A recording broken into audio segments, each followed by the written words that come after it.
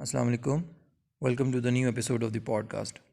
آج ہم بات کریں گے کہ جرمنی اس رشیا یوکرین کی جنگ کے درمیان اور یورپین یونین کی سینکشنز لگنے کے بعد ابھی تک کیوں نیچرل گیس ریسورسز خرید رہا ہے اور رشیا کو انڈائریکٹلی پیسے دے رہا ہے یوکرین کی وار کو مزید بڑھانے میں. بیکاز وہ اس سے گیس خرید رہے ہیں تو آبویسلی رشیا کے پاس جو پیسہ جا رہا ہے وہ الٹیمیٹلی اس کی جنگ جو یوکرین میں چل رہی ہے اس کے لیے. بٹ یورپین یونین میں ابھی تک جرمنی پہ کوئی ایسی سینکشنز نہیں لگائیں. بریفلی 8 اپریل 2022 کو 5th راؤنڈ ہوتا ہے سینکشنز کا. یورپین یونین رشیا کی تمام پیسے پہ، اس کی کمپنیز پہ، بینکس پہ، انڈیویجولز پہ، سب پہ پابندی لگا دیتی ہے، بٹ نیچرل گیس کے اوپر نہیں. اس کی وجہ یہ ہے کہ یورپین یونین کو جتنی بھی انرجی ریسورسز چاہیے اس کی جو کوارٹر جو ڈیمانڈ ہے اس کی ہاف جو ہے رشیا پوری کرتا ہے، اور جرمنی جو کہ 220 ملین یورو ڈیلی اپنی نیچرل گیس ریسورسز جو سے خریدتا ہے وہ اپنے رشیا کو ٹرانسفر کرتا ہے اور انڈائریکٹلی اس کی وار کو سپورٹ کر رہا ہے. یہ سب معاملہ ہوا کیسے؟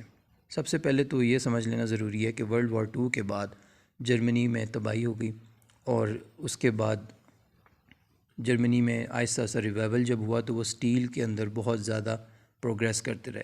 جیسے سٹیل کی انڈسٹری بڑھتی جا رہی تھی، ان کی باقی جگہ پہ فلرش ہو رہے تھے، تو ان کو نیچرل گیس ریسورسز چاہیے تھے اپنی مزید انڈسٹری کو بڑھانے کے لیے.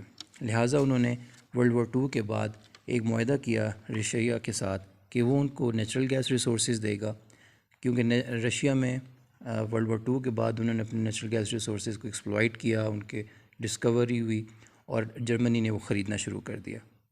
جب جرمنی نے خریدنا شروع کر دیا تو ان لیو آف منی انہوں نے کہا کہ ہم سٹیل پائپ لائنز، یعنی کہ جو پائپ لائن کے تھرو گیس آئے گی اس کی مد میں ہم آپ کو پیمنٹس بھی دیں گے اور یہ سے پائپ لائنز بھی اپنے ملک تک لے کے آئیں گے. بعد میں جب سوویت یونین جب ٹوٹا تو اس کے اندر 3 مسئلے آئے.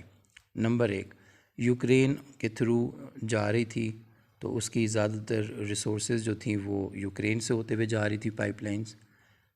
اس چیز کو دیکھتے ہوئے رشیا نے سب سے پہلے ایک بنائی بیلاروس کے تھرو جو جرمنی جا رہی تھی اور باقی ملکوں میں، اور پھر ایک نارڈ سٹریم کے نام سے بنائی بالٹک سی کے تھرو. نارڈ سٹریم 2 جو تھی وہ اپنی صرف اور صرف کیپیسٹی بڑھانے کے لیے اور باقی تمام یورپین کنٹریز جو تھیں ان کو بڑھانے کے لیے وہ بنائی گئی، بٹ وہ بیچ میں روک دی گئی. تو یوکرین اور رشیا کی جنگ کے درمیان صرف سمجھانے کا یہ مطلب تھا کہ پوری دنیا کی طاقتیں، چلیں اپنے ملک کی مثال لے لیں، ہمیں بتایا جا رہا تھا کہ رشیا جو یوکرین کی جنگ کے میں آپ اپنے ڈائلاگ دیں کہ جی یہ غلط ہو رہا ہے. یورپین یونین میں تمام لوگ نیچرل گیسز ان سے خرید رہے ہیں اور سب کچھ چل رہا ہے، ان کو کوئی کسی طرح کی سینکشنز نہیں ہیں.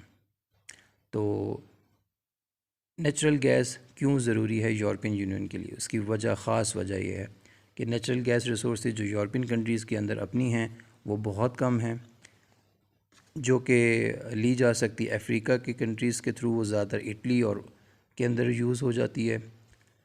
اپنی لیکوڈ نیچرل گیس وہ لے کے نہیں جا سکتے بیکاز وہ بہت زیادہ اس کے اندر منی انوالو ہوتا ہے، کیونکہ اس کو پہلے تو گیس کو لیکویفائی کرا جاتا ہے، لیکویفائی کرنے کے بعد اس کو ری راؤٹ کیا جاتا ہے، اور پھر ٹرمینلز ہیں پوری یورپ میں، جرمنی میں نہیں ہے، جرمنی اب بنا رہا ہے، تو ری راؤٹ کرنے کے لیے اس کے بہت زیادہ ریسورسز یوٹیلائز ہوتے ہیں، ایکسچیکر کا پیسہ لگتا ہے. تو آنے والی سردیاں یا سردیوں میں 11 ڈیتھ بھی ہو چکی ہیں جب یہ رشیا نے اپنی گیس روکی تھی. تو کہنے کا مقصد یہ ہے کہ heating purposes, cooking purposes, industry purposes, تو کمرشل اور پرائیویٹ پرپزز کے لیے ان کو نیچرل گیس کی ضرورت ہے. لہٰذا وہ ایک دم سے یورپین یونین سینکشن نہیں لگا سکتا. تو یہ تھا کہ جرمنی اور رشیا کے درمیان جو نیچرل گیس ہے وہ ابھی تک اس پہ ڈپینڈنٹ کیوں ہے، اس کی پیچھے یہ کہانی ہے. Thank you.